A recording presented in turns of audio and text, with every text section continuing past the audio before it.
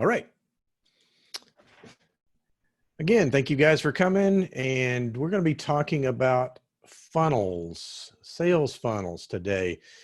There's a lot of talk about, sales funnels. And I get people ask me all the time, well, how do I, what do I need to do with my sales funnel and this, one thing and another. And it's an interesting topic because, while the sales funnel aspect is kind of a new terminology, I went back and some of my previous um, webinars and things I did from way back, like 2012. I think one of the slides I think I have in here has a graphic that I actually created back then. It actually had it had a Google Plus icon on there, so that'll tell you, some of you, how old it was. But it's not changed. Sales funnels are really the same as they've been. They've just put a lot of effort into it. And I actually spent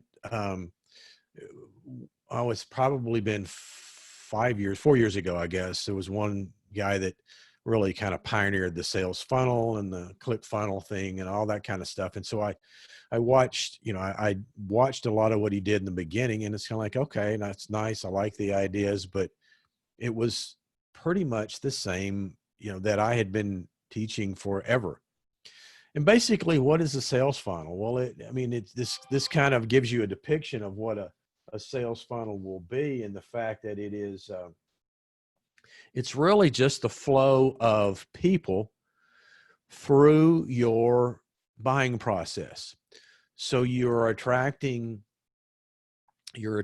folks through various means. You get them into started being aware who you are, interested in what you're doing, and the idea is to move them through to where they take action at the bottom of the funnel. I did it when I first created it, before they were using the term funnel. I talked about it being an inverted pyramid. Pam, you might even remember that I did some stuff in the Tucson Social Media Lab about that. But it's really, a sales funnel is a multi-step, multi-modality process that converts browsers into buyers. It's not a one-step piece. It's not all email, all social media, all video, whatever. It is a let me get this out right, multi-modality, in the fact that we use different components, because we have to think about the process. We're really trying to meet the potential buyer at the point where they are in their sales process. So at each point in the sales process, they are at a different stage, and the message needs to vary depending on the stage that they're in. So what are the stages of a sales funnel? The first stage is the brand awareness, building awareness, people becoming, knowing who you are. So they start being introduced to you.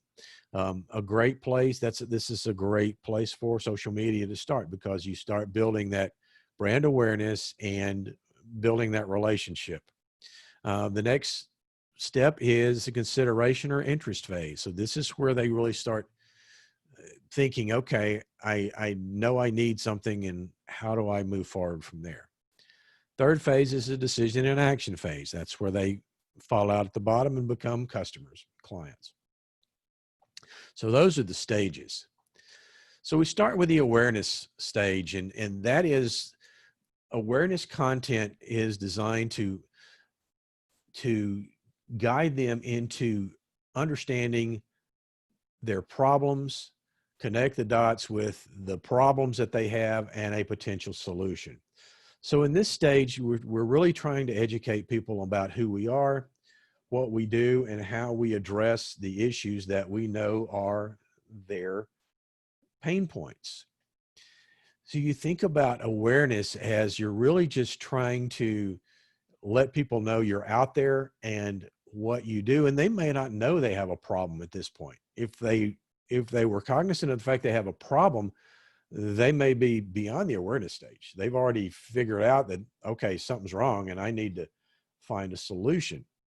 So here in awareness, we're really trying to point out potential issues that they might be aware of, or they might need to be aware of. So I'll use myself for an example.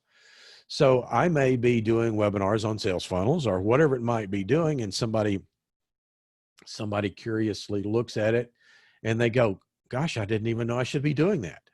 Or maybe it's email marketing, or maybe it's, how to use social media or whatever.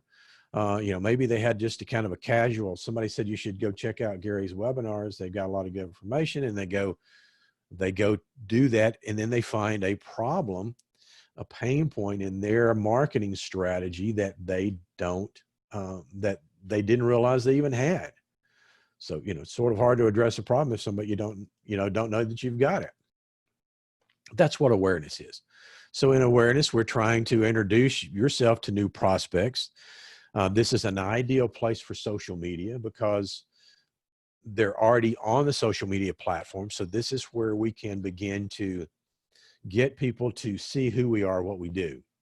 That's why it's a perfect vehicle for social media. That introduction that we're trying to make. We're trying to pique their interest, just to get them again to see that they may have problems, and I didn't even know that. They see a post you make in about branding in your Facebook feed, and they go, I didn't know you could do that. I didn't know there was such a thing as specialty product or whatever it might be. I didn't know that there were down payment assistance programs in real estate. Those are the things we're trying to point out to, you just get people to hear you as a voice of an expert. And it can be either paid. They can either find you through organics, which is just the natural search results in the social media sites, or even in Google or YouTube, or you can do paid ads and target that audience. So, there's ways to get them to find your audience and to start introducing yourself to them. The boost post we always see on Facebook that's really what that is geared to do, is build that awareness campaign or start that awareness campaign.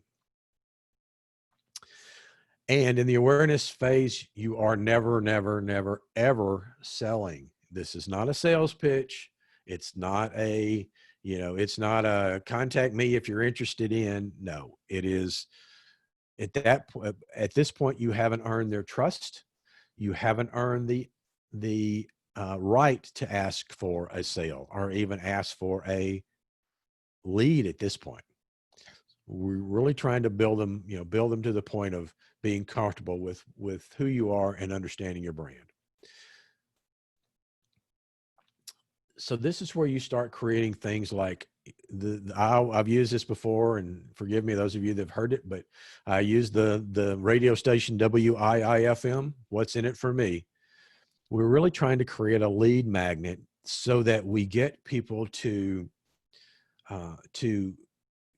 use their curiosity, their uncertainty, and to want to find out something for free. Now, they're not yet ready to exchange money. So we use a lead magnet of some kind. This is where, hey, here's some great information, and if you would like this information, then click on click the link below, and I'll send you my free white paper, my free informational guide to whatever it might be.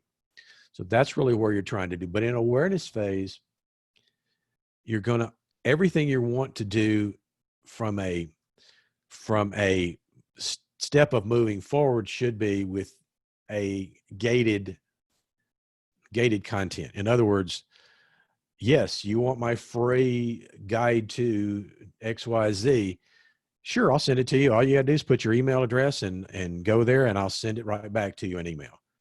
They've traded their email for your value proposition. So that's what the lead magnet is. The other thing is email subscription. If you can get them on an email list, that is golden. Again, you've heard me say it over and over, and I can't emphasize it enough. Your email list is the one thing you control. And so having that list is so important that this is what you're trying to do, because once you have the list, you can begin to nurture and move them through the next phases of the sale. Social media posts should be value content. You know, it can be, information about you as from that standpoint. It can be stories about what kind of into your personality and who you are, but it needs to be value content. And that's why, for me, I mean, again, I use these webinars and I'll use my blog post as value content, because I know that if people watch the things that I do, they're going to understand that I've given them valuable information they can use, and I didn't ask anything for it. So that's where the value propositions come into play. You also, you want to have, you can capture from a landing page. Your website is a great place to start. Make sure though that your website gives them a great first impression. So if you're trying to get them to sign up, you need that great first impression that again goes along with the fact that you're telling them you're an expert, but if they go to your website and they see it's amateurish, or it's not complete, or it's, it doesn't have what you need, then it's important that you do have that. Let's see here. For some reason it didn't start. Okay. So that's the awareness stage. The next stage is interest. With the interest phase, what you're trying to do, it's interest or consideration context should present the solution and reveal the complexities and expertise involved in overcoming the specific problem. So what does that mean? Well, what we're really saying here is we're trying to now push them to the point of the fact that now it's, now we know there's a problem, and we want to move them to the point of, okay, I see there's a problem and I understand that I need to do something about it. So now we're trying to utilize this as kind of the educational phase of the sales funnel stage.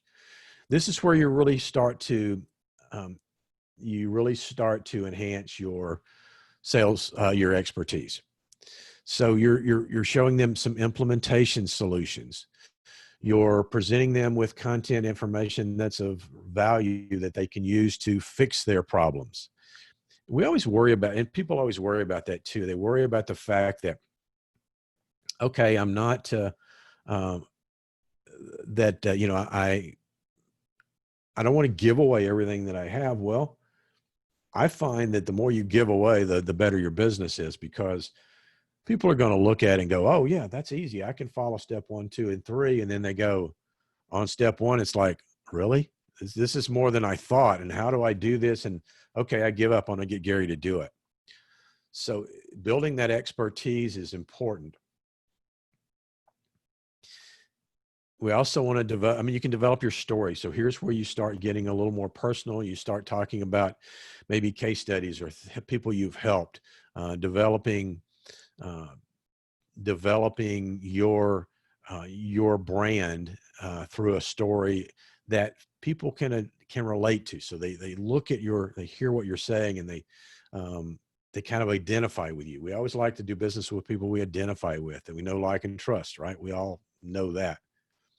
So this is where you start developing your story, and you're building the interest there. So you're educating people that come to your site. That's important. And then you can also, if you've gotten them to give you their email, then this is where the drip campaign comes in. And the drip campaign is an important component, because this is the consistency of contact that is so important to keep your name in front of people.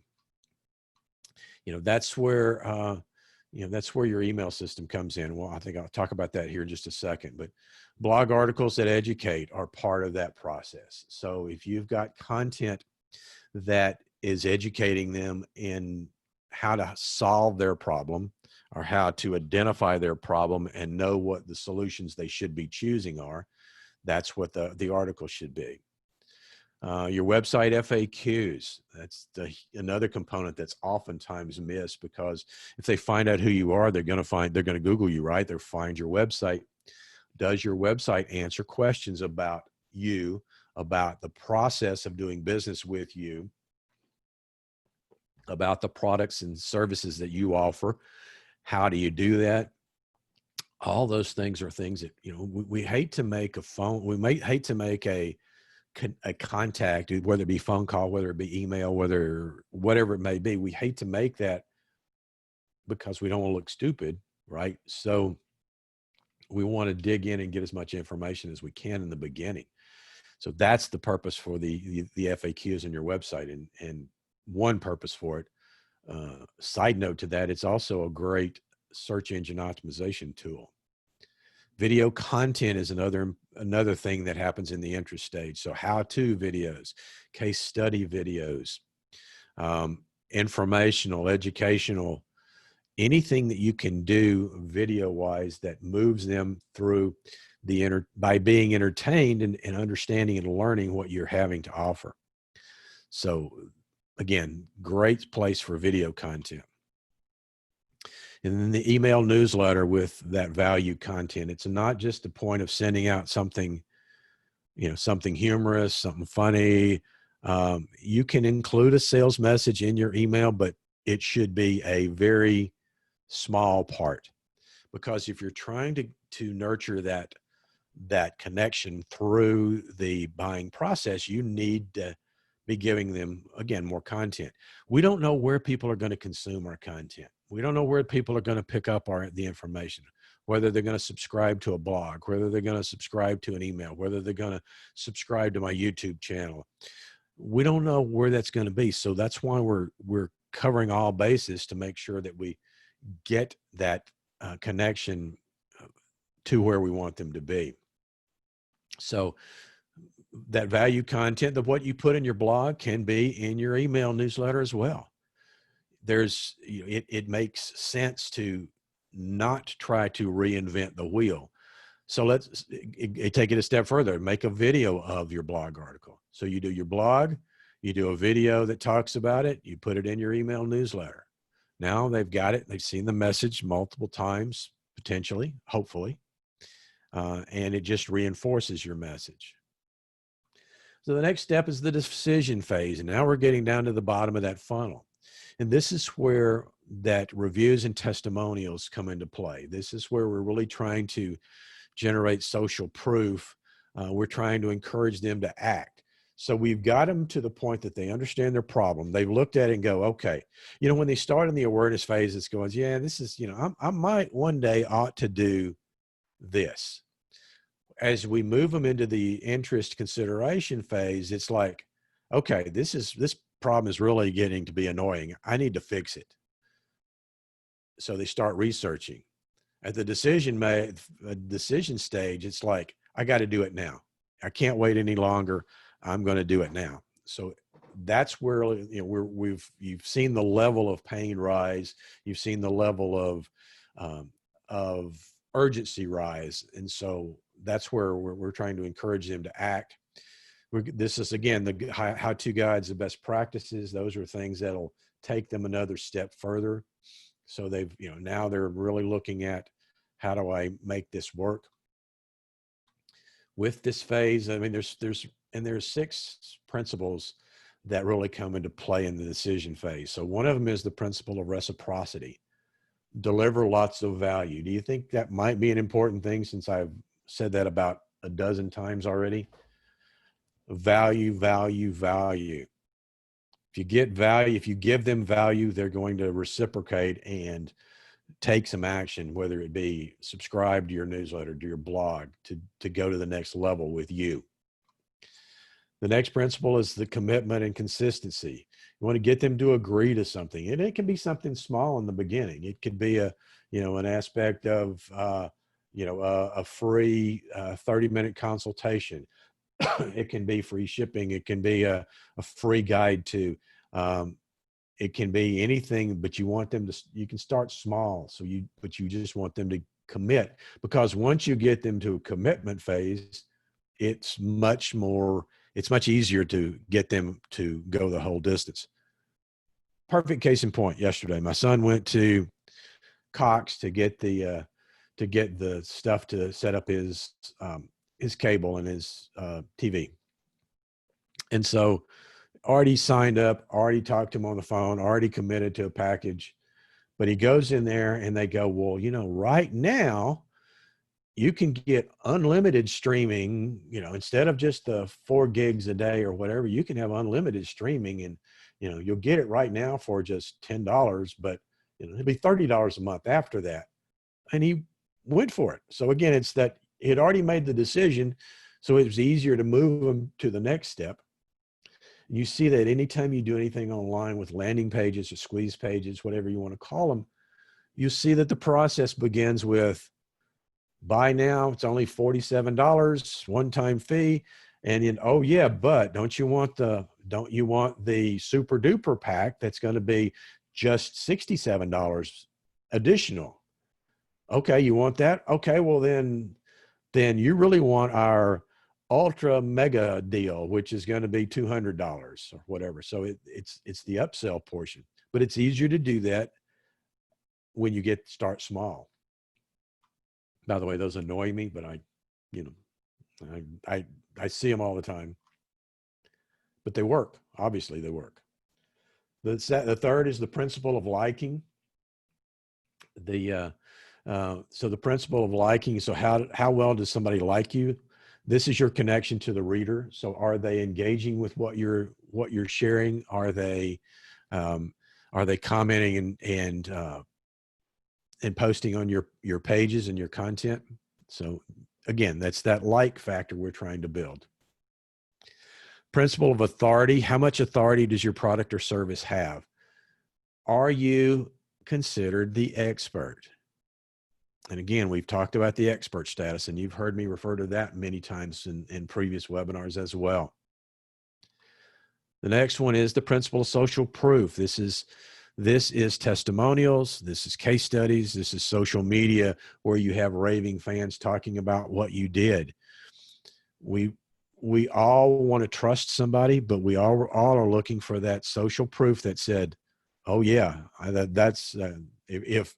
if 20 people or 50 people say they're great, then I trust that. And then the last principle is scarcity, the limited time offer, the sense of urgency. That's why Facebook, Instagram stories are important, because they develop that sense of urgency that the content's going to go away.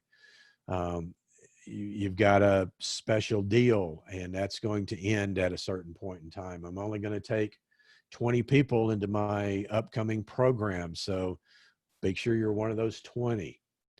So the scarcity is another thing that adds to that decision phase. So this is sort of an example of what a sales funnel will look like.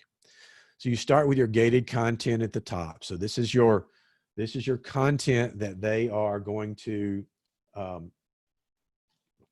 trade their email or their contact information with you to you in return for getting this content. That's why it's gated, because we're not giving it to them for free. You can, but but we want that return. We want that email address. It doesn't do you any good to send them a free something or other if you don't know who they are, right? We don't do this for fun. Well, maybe we do it for fun, but we don't do it for nothing in return. It's the reason I do a weekly webinar, is that I do, the goal is to build that expertise in the communication and that level of connection with people. So we get that content. Now we're ready to do blog posts, and we do, we'll do the different types of posts so we want to cover the different pain points, the different issues that people are having. And then down below that then is guest contributed content. So if we were to have somebody else write something, or maybe we could do videos on that from here.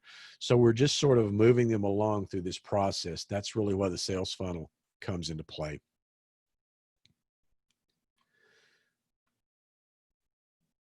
So the action stage, I think I got the slides back. So the action stage decision should focus on your position, on positioning your company as their best solution. So this is really where we've got to the point of saying, okay, you're interested, you had a problem, you've identified the problem. Now we're going to tell you that here is the solution to that problem, and we're it. So that's what the action phase is. This is where case studies, this is where comparison documents happen. This is where you say, here's a study of a client that I was able to save them, $5,000 on their web design and get them better search engine results, whatever it might be. But that's what the action stage comes in to be. Trial offers, if you can give them something to try, if you can give them an introductory something or other, that's, again, that falls in the action stage and helps solidify the deal. And you really want to let them know why you're the best solution for their problem. That's challenging. How do we do that without being braggadocious, without being, sounding like we're, well, if you don't go with anybody else, you're an idiot. Well, that's, I hate that approach, but you have to let people know, oh yeah, I had one this morning, for example. I was talking to a particular company or organization actually, and they said, well, what are some, what can you do for us? And I said, well, I can do X, Y, Z, which you asked for, but do you realize that you're missing A and B and C? So here's 3 other things that you need to think about. Have you addressed this issue? Do you understand how this works? Have you thought about? So when you plug those in, now it's like, oh no, I hadn't thought about that, and nobody else mentioned it. Guess what? Guess who they're going to go with? Yeah, it's going to be you. And think about it, you're not going to have just one funnel, because once you get people through the sales funnel, let's say they do business with you, but they just do the trial offer, or they do something small as sort of a test. Okay, I'll do this and I'm going to try it myself. Then they're really going to go into another funnel. Now, they're not necessarily going to the awareness phase, but they're going to go into another funnel that's going to require a different conversation, a different flow of content, because now they know who you are, they trust you, but do they know you can do, X, Y, Z as well as A, B, C? So they move to a different funnel at that point, and you may have different content in each funnel. You may have a past client funnel. So people that did business with you, but don't any longer. So how do you keep them informed and know that you're out there? Maybe you have the free offer customer that just took you up for something free, but hasn't done anything beyond that. Maybe there's some customer service issues. So how do you handle customer service? Maybe they've got some, in my case, maybe they had some website issues, and I fixed those and let them know that, so that they could, they know that, the services, that's something I provide is customer service. So you think about what are the stages that your clients, your customers are in. So how do you add people to your funnel? Well, again, I've already mentioned email, and I've talked about it a lot, but that email marketing side of things is an important part of getting them added to the funnel. Social media posts, again, great for brand awareness, and you can get them moving along through there. Utilizing things like Facebook groups or LinkedIn groups.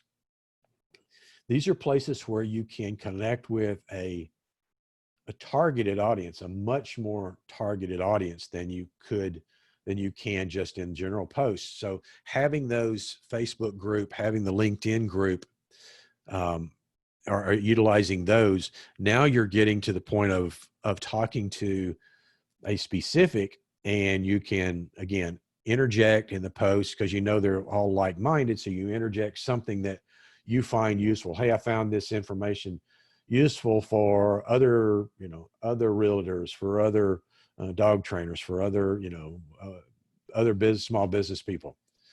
So by sharing that, now you're not asking them to do anything else. You're just sharing content. but that gets them plugged into your funnel. Meetup groups, if there's still meetup groups around, or chambers, networking, anywhere you can create a personal connection with a group of targeted business people, then that's how you get them, that's who you're trying to get plugged into your funnel. And then there's obviously the aspect of paid advertising, but those are a lot harder to get, because paid advertising, you're really going to need to go to a sales page, a squeeze page, something along that line, so that you really kind of push them, and you can guide and direct them a little harder than you would a personal connection. So when you're nurturing leads, you really want to set your goals, determine what you want to accomplish in the initial stages. So again, you're trying to, you've got the leads there. How do you sort of move them along?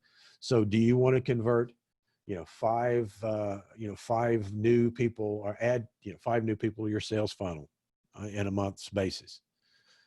Make it measurable so you can know. You want to select the personas, so the representation of your ideal client. So who is that client? What niche are they in? So not just any client, but maybe you want to work on a particular niche. Maybe you want to work on a particular profession, or a particular age group. So because they're gonna listen to you differently. Now you want to create the content. Offer value, not a sales pitch. Again, I think I beat that horse, but that's still important. And that's where the challenge comes in. It's that creating that content plan. And we talked about it a few weeks back, and I just show you to you again. This is sort of that content plan based on 6 major areas in my business, with 3 subtopics under each one, and then 3 topics under each subtopic. So now I've created there's basically, there's a year's worth of content potentially created there, because I have 10 different core, or 6 cores with 3 with 3 topics. So that's 18 times 3 topics each. So now you see I've got 50 different pieces of content that I can create. That's one. If I do one a week, I've got a year's covered. So that's I know I kind of covered a lot there, sales funnels, but I really think for sales funnels, the aspect of it's nice to formalize one, but we don't really have to go to the extent of trying to create an elaborate funnel, as long as you understand the flow of your audience. And so if we utilize the aspect of the sales funnel, and we create that flow of how do we get our warm prospects, how do we get our cold prospects into warm prospects, into hot prospects, into customers and clients. And so it takes a combination of methods. It takes a variety of different topics to do that. So keep that in mind as you're creating your content, as you're creating your marketing plans. That's really where you want to be, is you want to come up with the information that will really build your expertise level and make people really want to do business with you. So at that point, you don't have to ask, they're coming to you. So anybody have any questions? Let me know if you have anything, if you've got any questions on that. If you need any personalized help on anything, obviously my contact information is here. I left out one slide, disappeared. Oops. So I'll let you know I have, I am launching my 90-day Novice to Ninja course. I'll have a webinar next week that will explain how it works, kind of all the aspects of how do we operate in the new normal. I hate that term, but it's the truth. So how do we operate in the new normal? And it will be a 12-week, probably a 12-week program on all the different aspects of building your marketing plan. And we'll do it week to week, but we'll also do it. I'll have a Facebook group set up that will act as a community where people can ask questions.